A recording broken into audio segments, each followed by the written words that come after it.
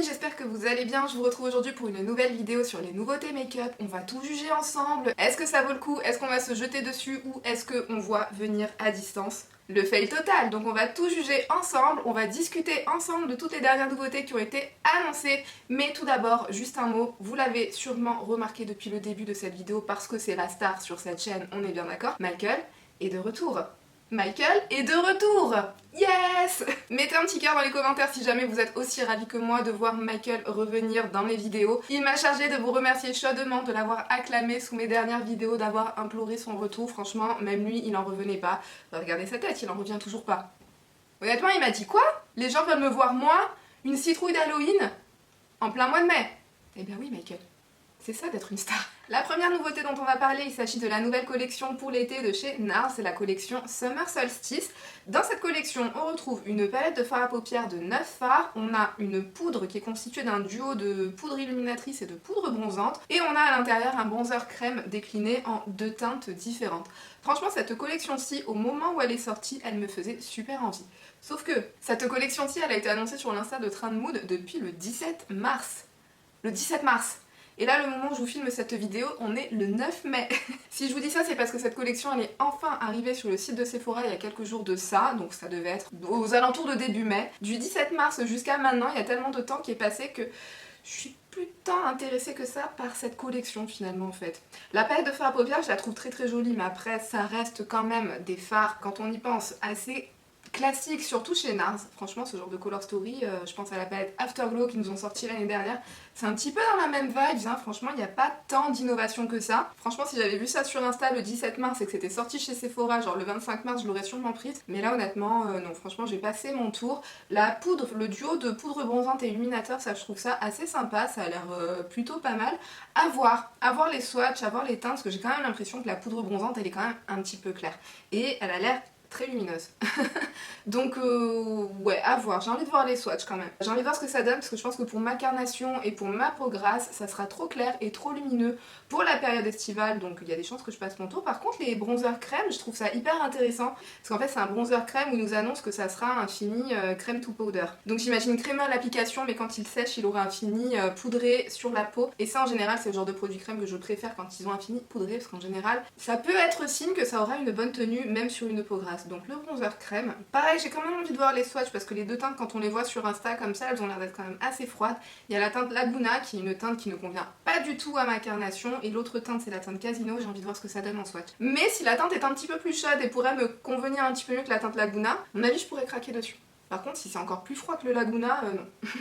Je passerai mon tour. Prochaine nouveauté make-up qui a un petit peu attiré mon attention sur l'Insta de Train de Mood, il s'agit de la nouvelle palette de chez Viseart pour l'été. C'est la palette qui s'appelle The Soleil La Plage étendue. Donc c'est un format qui sera exactement le même que la palette, comment elle s'appelait?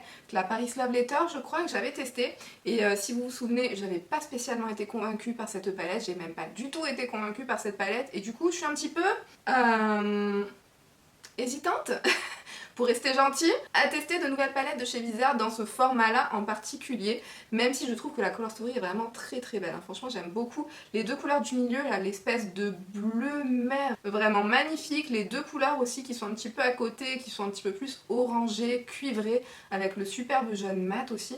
Enfin, la Color Story, je la trouve vraiment très belle. Elle a l'air d'avoir de très beaux pops de couleurs à l'intérieur. Mais si c'est pour se retrouver avec la même qualité que la palette Paris Love Letter, non merci, hein. Franchement je vais passer mon tour. Donc si jamais certains d'entre vous ont déjà testé cette palette là, n'hésitez pas à me faire un retour dans les commentaires pour savoir un petit peu si ça vaut le coup ou si c'est exactement le même délire que la palette Paris Love Letter, parce que si c'est ça, dans ce cas là, non, on annule tout les gars, on annule tout. Ensuite, on a Benefit qui a annoncé des nouvelles palettes pour le teint, comme ils le font en général tous les ans aux alentours de cette période, autour du printemps-été. Ces palettes-ci, j'ai quand même des choses à dire. Déjà on va commencer par les points positifs. Je trouve ça bien qu'ils aient réduit la taille des packaging, parce que si vous vous rappelez, les anciennes palettes dans ce genre là de chez Benefit, c'était des palettes de 6 fards, enfin non, il y avait 5 fards et un espace vide, enfin pas un espace vide, c'était un espace pour le pinceau, mais dès que vous retirez le pinceau qui sert pas à grand chose, vous vous retrouvez avec un espace vide dans la palette, et la palette était quand même assez grande quoi. C'est un format beaucoup trop énorme pour ce qu'on aurait envie pour pouvoir les ranger tranquillement, donc ça au moins, ils nous ont fait un format qui est un petit peu plus gérable. Donc ça c'est cool. Par contre, Ils nous ont fait 3 palettes. Quand on voit qu'il y a 3 palettes, on pourrait se dire que c'est cool. Ils ont pensé à faire une palette par spectre d'intensité en termes de carnation. Sauf que quand on regarde les teintes qui sont à l'intérieur, ça représente pas vraiment ça en fait. Déjà vous avez le bronzer Hoola qui se trouve dans les 3 palettes. Non même pas, on retrouve le Hoola dans 2 des 3 palettes et il y a une autre palette où il n'y a même pas de bronzer à l'intérieur. Ok, on comprend pas trop parce que l'année dernière, il me semble, ou l'année d'avant, ils nous ont sorti 2 ou 3 teintes supplémentaires du Hoola pour que ça couvre beaucoup mieux, que ça soit beaucoup plus exclusif en termes de carnation de peau, mais ça se retrouve pas dans les palettes de cette année. Pourquoi? Allez comprendre. Ensuite, dans chacune des palettes, on retrouve quand même des blushs assez clairs, à part la troisième qui s'appelle Fire Queen. Le Georgia par exemple sur une carnation comme la mienne ne se voit absolument pas. Le Dent de Lion il se voit mais il faut vraiment que je construise et que je construise l'intensité, que je fasse 50 coups de passage avec beaucoup de poudre à chaque fois sur mon pinceau pour qu'il commence à un petit peu se voir sur ma carnation. À la limite, il y aurait peut-être la palette Fire Queen où les 2 blushs pourraient se voir sur des carnations light medium, peut-être jusqu'à medium. Enfin, je sais pas, le Hoola qui se retrouve aussi dans cette palette-ci, ça veut dire qu'on pourrait pas aller jusqu'aux carnations foncées. Je comprends pas le délire. Je comprends pas le délire, en plus on a des teintes qui se répètent dans chacune des palettes. Enfin, je les comprends pas trop moi en général ces palettes-ci de chez Benefit. J'aime bien leur poudre, mais la façon dont ils ont tendance à construire leurs palettes, je les comprends pas trop. Et je vais pas vous mentir, dans celle-ci, ça m'intéresse pas trop franchement, il y a la moitié des teintes que je possède déjà. Le Hoola, le Georgia, le Dent de Lion, donc je les ai déjà. Donc bref, on a compris, je vais passer à autre chose. Moi personnellement ça m'intéresse pas, c'est des palettes que je comprends pas. Donc on passe à autre chose. Ensuite on repasse sur une palette, cette fois-ci c'est l'une des sorties les plus récentes qui ont été annoncées, c'est la palette de Natasha Denona, la palette Zendo. On va en parler tout de suite parce que je pense que ça fait partie des nouveautés qui ont le plus intéressé de monde au cours de la dernière semaine. Je pense que tout le monde en a parlé, je pense que tout le monde était super excité de voir qu'il y avait une nouvelle palette de chez Natasha Denona dans le format à 69 €, donc ça sera pas une grande palette, ça sera le format mini mais de 15 fards, donc pas le format mini Rikiki de 5 fards à 25 €. Ça c'est les 15 fards pour le prix de 69 €. Et cette palette-ci, est-ce que j'ai vraiment besoin d'en parler? Est-ce que j'ai vraiment besoin de vous dire ce que j'en pense et de vous dire si je compte me la procurer ou pas?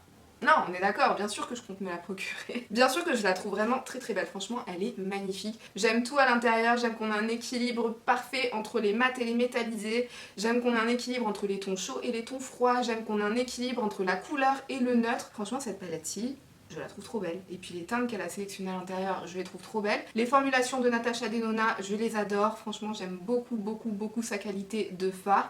Donc j'ai vraiment très hâte de tester celle-ci et de voir ce que les fards vont donner, de voir ce que les fards vont nous réserver comme surprise. Il y a souvent des surprises avec les fards de Natasha Denona. Entre le moment où on les regarde en photo et le moment où on peut les appliquer sur les paupières, on peut avoir plein de super surprises en termes de fini, en termes de reflets, en termes de fard duochrome, etc. Donc j'ai vraiment super hâte de la tester. Je vais m'empresser de me jeter dessus.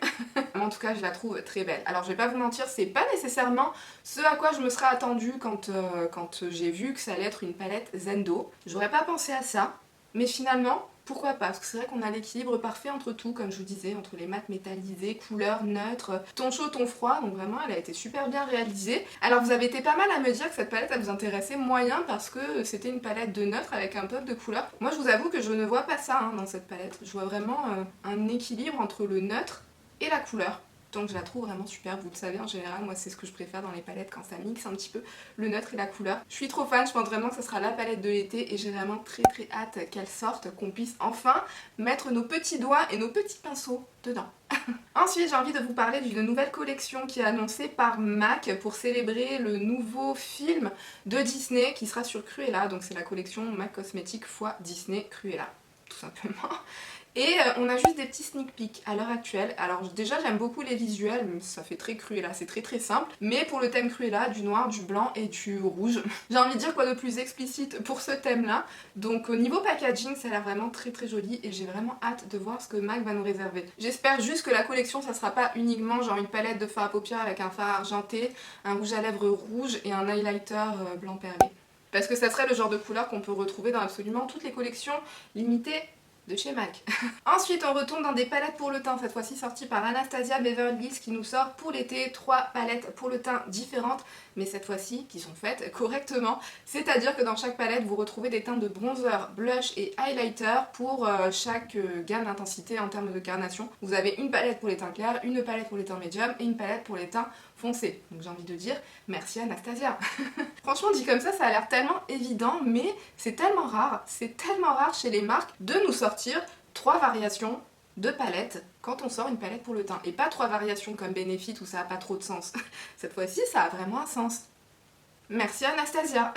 Donc franchement ça c'est top, je trouve que c'est des palettes pour le teint qui ont été très bien réfléchies avec des teintes qui correspondent bien aux carnations qui ont été annoncées, parce que ça aussi ça arrive souvent. Genre je pense à la dernière collection de Marc Jacobs qui est jamais sortie en France d'ailleurs, la collection café, où on avait des teintes de blush et de highlighter qui pour moi me paraissaient ne pas être adaptées à la carnation qui était forcément annoncée.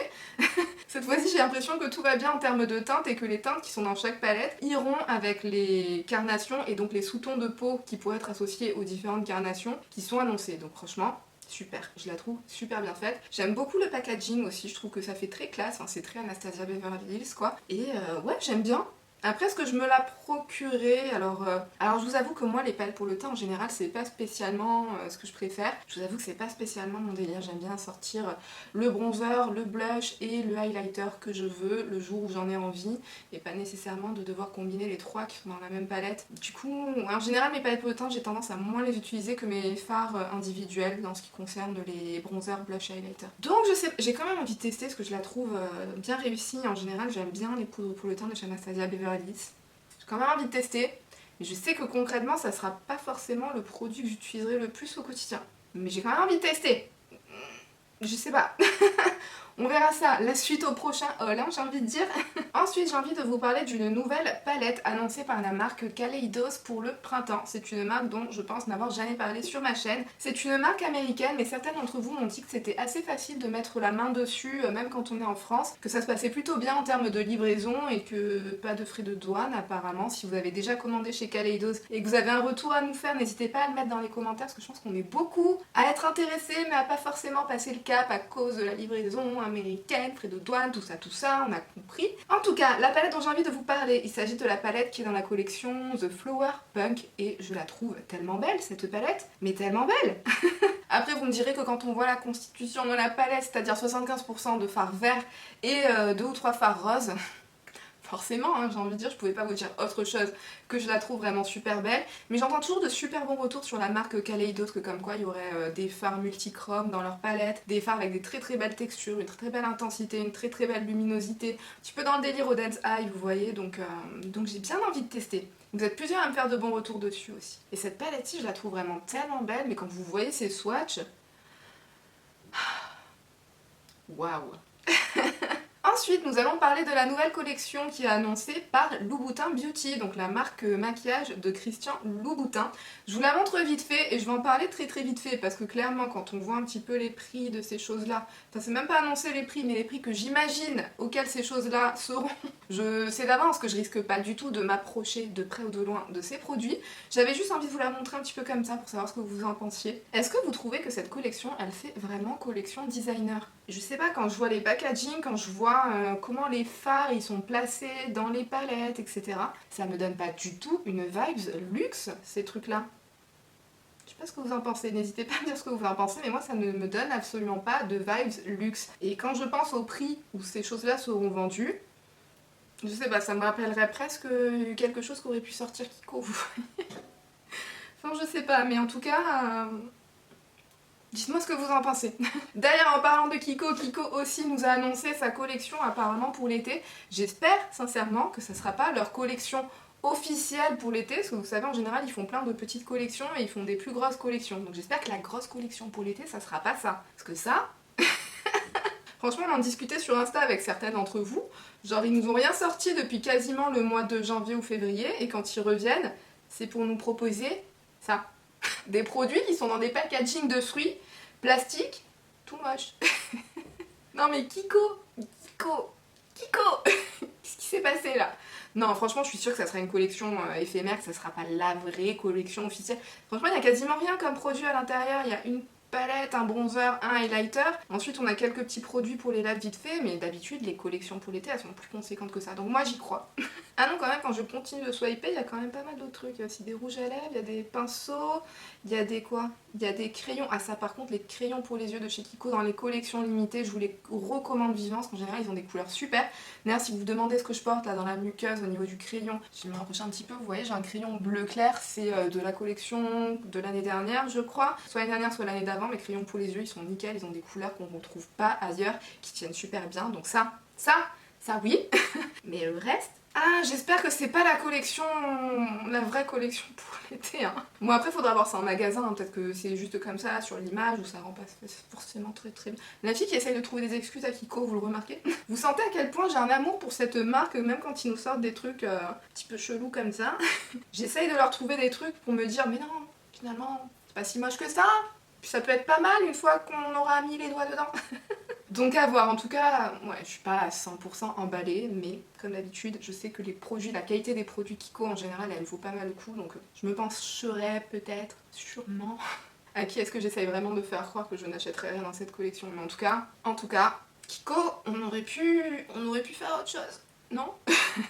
Ensuite, on va parler de deux collections qui sont annoncées par Juvia's Place, c'est la Bronzed Collection et la Blushed Collection. Donc dans la collection Bronzed, on retrouve une petite palette de 6 fards à paupières dans un thème assez monochromatique autour des fards un petit peu plus neutres, orangés, chauds, bronze, avec 5 palettes de duo de bronzer. Et dans la collection Blushed, cette fois-ci on retrouve aussi une mini palette de 6 fards, mais cette fois-ci dans des tonalités un petit peu plus rosées, un petit peu plus rose corail, avec aussi 2 palettes de duo de blush. Tiens d'ailleurs c'est bizarre ça. 5 palettes de bronzer pour 2 palettes de blush. Pourquoi pas? Écoutez, j'ai envie de dire pourquoi pas. Alors parmi ces deux collections, moi mon œil il est beaucoup plus attiré par la collection Blushed que par la collection Bronze. Je trouve que pour la collection printanière et estivale, les teintes qui sont dans la collection Blushed, elles ont l'air vraiment très jolies, très fraîches, très mimi. Donc ouais, je trouve ça très sympa. J'aime bien aussi les duos de blush. J'aime bien le premier avec la teinte un petit peu rosée et l'autre teinte un petit peu plus orangée. Je pense que c'est des blushs, en fonction des deux palettes qui s'adapteront bien. D'ailleurs, ce que j'aime bien dans les deux collections, c'est que dans les poudres pour le teint, vous avez des petites palettes qui à chaque fois apparemment devraient s'adresser à des carnations différentes. Donc je trouve que c'est pas mal fait. Franchement, j'aime bien ce qu'a fait Juvia's Place. Après, j'ai juste un petit regret, c'est que j'aimerais bien que Juvia nous ressorte des palettes de fard à paupières dans le format où il y avait 9 fards dedans. Enfin, les palettes un petit peu plus grandes que celle-ci. Ça fait un petit moment qu'on les voit passer, là, ces espèces de mini palettes sur des thèmes monochromatiques. Toute l'année dernière, quasiment, on a eu que ça. Cette année aussi, depuis le début d'année, j'ai l'impression qu'on a quasiment que ça. J'aimerais bien qu'ils reviennent à leur ancien format. Juvia's Place s'il vous plaît. Même si c'est une galère maintenant pour se procurer du Juvia's Place en France, faut commander sur le site officiel et ça prend 1 milliard d'années apparemment pour celles qui ont commandé là-bas. Ensuite, encore des palettes pour le teint. Franchement, j'ai l'impression qu'on est retourné en 2017 avec toutes ces palettes pour le teint. Cette fois-ci, c'est des palettes pour le teint annoncées par Huda Beauty. C'est pas des palettes pour les teints, c'est des palettes de highlighter pour être encore plus spécifique. Donc on a 3 palettes de highlighter avec 4 highlighters à l'intérieur. Et cette fois-ci, tout comme Anastasia Beverly Hills, Huda Beauty a aussi très bien fait les choses parce que chacune des 3 palettes est censée s'adresser à une gamme d'intensité de teints différents. Au niveau du format, je trouve ça aussi super sympa parce que ça a l'air d'être des palettes qui seront dans le même format que les mini palettes de fard à paupières. Vous voyez les mini obsessions qui contiennent 9 fards à paupières à l'intérieur, je pense que ça sera exactement la même taille pour une palette de highlighter. Et ça franchement, je suis super intéressée. Bon, je trouve que le packaging fait un petit peu flipper. Ce serait bien d'arrêter d'avoir forcément sa tête sur tous les packagings. Je sais pas, il y a un truc qui... Je trouve que ça fait un petit peu peur. Mais sinon à part ça, je trouve que le produit est quand même pas mal fait, j'aime bien. Franchement j'aime bien, je les trouve bien réussies ces petites palettes-ci. Je trouve que les teintes qu'on a à l'intérieur ont l'air d'être très adaptées aux carnations pour lesquelles elles sont annoncées. Donc ça ouais, franchement, je pense que ça sera au même prix du coup que les mini obsessions. D'ailleurs je crois que c'est déjà sorti sur le site de Sephora, il me semble les avoir vues passer. Donc faudra peut-être que je m'y intéresse, mais ça sera aux alentours des 30 € donc du coup je crois. Et super chouette, non franchement ça j'aime beaucoup aussi. J'aime beaucoup. Ensuite, on va parler de la nouveauté annoncée par Fenty Beauty. Il s'agit du nouveau Bright Fix Eye Brightener. Donc il s'agit d'un contour des yeux, enfin d'un soin pour le dessous de l'œil, pour les cernes, qui est censé apporter de l'éclat, qui va hydrater et qui va aussi camoufler l'apparence des cernes. Ça sera censé être un produit qui sera facile et rapide à appliquer avec un effet naturel pour un make-up façon non make-up avec une couvrance qui sera modulable et qui sera aux alentours des 20-25 € je pense, annoncé à 25 $. Franchement, Fenty Beauty, ils sont sur une lancée là en ce moment avec les produits teints au top. En plus ce truc là en particulier, de la façon dont il l'annonce, ça a l'air d'être un produit qui va super bien se combiner avec le dernier Ease Drop pour avoir un espèce de make-up hyper naturel façon no make-up comme ils le disent, pour avoir un teint léger pour l'été, c'est tout ce qu'on aime. Donc ça aussi j'ai très hâte de tester. Comme d'habitude avec Fenty Beauty, en termes de teinte on a de tout. Elle pense à tout le monde, notre Queen Riri, donc franchement génial. Ça aussi j'ai vraiment très hâte de tester. Fenty Beauty, j'ai l'impression que tout ce qui sort, on n'a rien d'autre à dire à part bien joué. Sauf les derniers petits gloss pour les lèvres, là, dans des formats où il faut prélever au doigt et ça pique ça au doigt. Ça c'était chelou quand même, Fenty. Ça non. Mais ça oui. Ça oui. Ensuite, j'ai envie de vous parler de la marque Makeup Revolution qui annonce une nouvelle marque dans leur marque. Alors Makeup Revolution, je pense que vous avez suivi, c'est une marque qui contient beaucoup, trop, de sous-marques à l'intérieur de leur marque. Et franchement, ce stade, combien ils en ont ? Combien est-ce qu'ils ont de marques dans leur marque? Attendez, on va aller voir ça tout de suite. Alors ils ont XX Revolution, Revolution Makeup, Revolution Skincare, Revolution Pro, iHeart Revolution, et maintenant la nouvelle marque qui est annoncée, c'est la Relove by Revolution. Napoléon serait super fier. C'est tout ce que j'ai à dire. Hein. Je pense qu'on va passer à la nouveauté suivante. Non mais sans rire, je comprends pas pourquoi Révolution, ils aiment bien se disperser comme ça dans 1 milliard de marques jumelles, ou je sais pas trop ce qu'elles sont, sœurs, ce que vous voulez. Après moi personnellement, j'ai jamais été spécialement convaincue par les produits que j'ai testés de chez Makeup Revolution. Après j'en ai pas testé énormément, c'est pas une marque qui m'attire énormément. On verra bien ce que Relove by Revolution va donner, mais là comme ça, je suis pas spécialement intriguée. J'avais juste envie de rigoler avec vous sur le fait qu'ils aient à peu près 75 marques dans leur marque. Ensuite, on a Sigma qui nous annonce une nouvelle collection. C'est la collection Ambiance qui contient une palette de fard à paupières, une palette de highlighter, 2 gloss et un set de pinceaux. Et j'ai envie de dire que toute la collection a juste l'air trop canon. Tous les produits ont l'air trop beaux, les pinceaux dans le set sont trop beaux. La palette aussi, je la trouve trop belle. Elle est un petit peu dans la lignée de la Toffee de chez Huda Beauty qu'elle nous a sorti récemment. C'est un petit peu une version, une expansion de la palette Toffee de chez Huda Beauty, mais ouais, c'est le genre de teinte que j'adore voir. Franchement, j'adore voir ce genre de teinte, donc cette palette-ci, je la trouve vraiment très jolie. La palette de highlighter, bon, ça c'est pareil, je comprends pas trop quand ils nous font qu'une seule palette où ils nous mettent des teintes qui vont du plus clair jusqu'au plus foncé, sachant que tout le monde ne pourra pas porter toutes les teintes. Écoutez, le reste de la collection est tellement joli que on va les excuser. On va les excuser sur ce coup-là, mais je trouve vraiment que c'est une très belle collection. Les packaging ont l'air très beaux et j'aime bien. Ouais, et peut-être que j'essayerai de mettre la main sur certains des produits dans cette collection-ci. Dites-moi ce que vous en pensez, si vous avez envie de voir ça sur la chaîne ou pas. Ensuite, une nouveauté de la marque Adept Cosmetics, c'est la palette de fard à paupières Codain, je sais pas comment ça se prononce. En tout cas, je la trouve vraiment très jolie. C'est pareil, Adept c'est une marque américaine, je sais pas si c'est vraiment super facile de mettre la main dessus en France. Il me semble que j'avais regardé une fois parce qu'ils ont sorti d'autres palettes qui sont juste magnifiques et il me semble que les frais de port c'est juste un truc de fou de Adept, donc non. Je ne la procurerai pas tant que les frais de port ils sont aussi énormes et qu'on risque de se taper des frais de douane en plus. Faut pas abuser non plus, hein, ça reste que du make-up.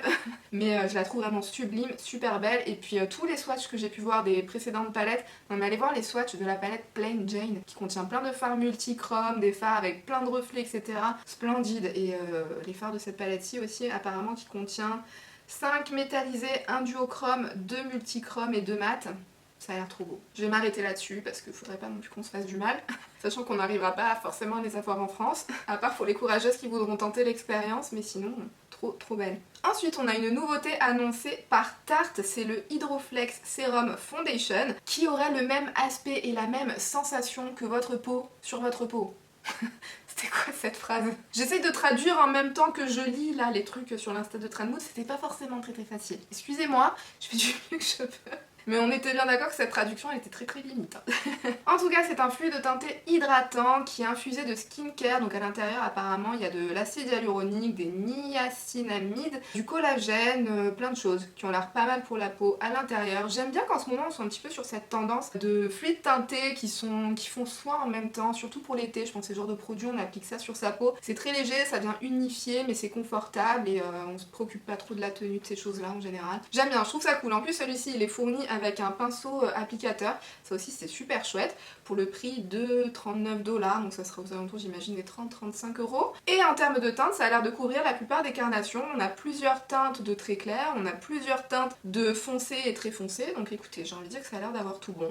La vitamine E à l'intérieur, enfin non franchement ça a l'air super cool, j'espère qu'il va sortir en France. Et si c'est le cas, je pense que j'essaierai de mettre la main dessus, parce que ouais j'aime beaucoup, je trouve que c'est une belle sortie, c'est une bonne idée. C'est une bonne idée Tarte, c'est bien, continue comme ça. Genre ils ont besoin de moi pour leur dire c'est quoi les bonnes idées, c'est quoi les pas bonnes idées. Ouais, c'est sûr. Encore une nouveauté et encore une fois chez Benefit.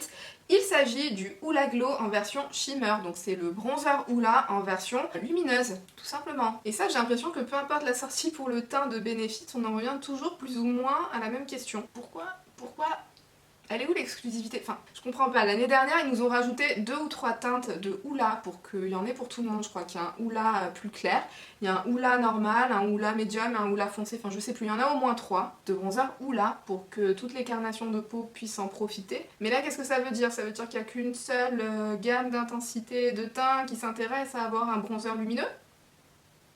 Je comprends pas. En fait, je comprends pas pourquoi ils ont pas sorti toutes les versions du Hoola dans une version glowy. Je pense que pour moi, ça aurait eu beaucoup plus de sens que de sortir juste la teinte Hoola en version glowy. Je peux pas être la seule à me poser ce genre de questions. Rassurez-moi que je ne suis pas la seule à me poser ce genre de questions. Enfin, en tout cas, voilà, niveau exclusivité, encore une fois, Benefit, on n'y est pas tout à fait, quoi. Perso, j'aime bien le Hoola, je trouve qu'il correspond très bien à ma carnation de peau à moi, donc la version glow, j'ai envie de dire pourquoi pas, ça pourrait être sympa en plus pour l'été et tout, mais voilà. C'est pas parce que ça me correspondrait à moi que je dois pas penser à l'exclusivité du truc. Donc moi personnellement, est-ce que je pourrais craquer dessus? Peut-être, mais ouais, je reste un peu surprise en fait de voir ça. Surtout quand on voit juste avant des marques comme Anastasia Beverly Hills, Huda Beauty, Juvia's Place, qui à chaque fois qu'elles ont sorti des palettes pour le teint, elles ont toutes fait l'effort, toutes ces marques-là, de sortir plusieurs versions qui s'adapteront à plusieurs carnations de peau. Benefit, pourtant c'est une grosse compagnie, Benefit, ils ont les moyens, enfin je pense qu'ils sont encore plus imposants, importants qu'une marque comme Juvia's Place par exemple, donc ouais, faut pas venir me dire qu'ils auraient pas les moyens de faire un Hoola Glow pour toutes les versions de Hoola. Je pense que vous voyez ce que je veux dire, enfin bon bref, voilà, tout ça pour ça. Et voilà les amis, j'espère que cette vidéo vous a plu. Si c'est le cas, pensez à faire tous les trucs YouTube, on like la vidéo, on s'abonne, on me laisse un commentaire pour me dire ce que vous pensez de toutes ces petites nouveautés qui sont annoncées ou qui sont même déjà sorties pour certaines. Et sur ce, moi je vous fais d'énormes bisous et je vous dis à bientôt dans une prochaine vidéo. Bye!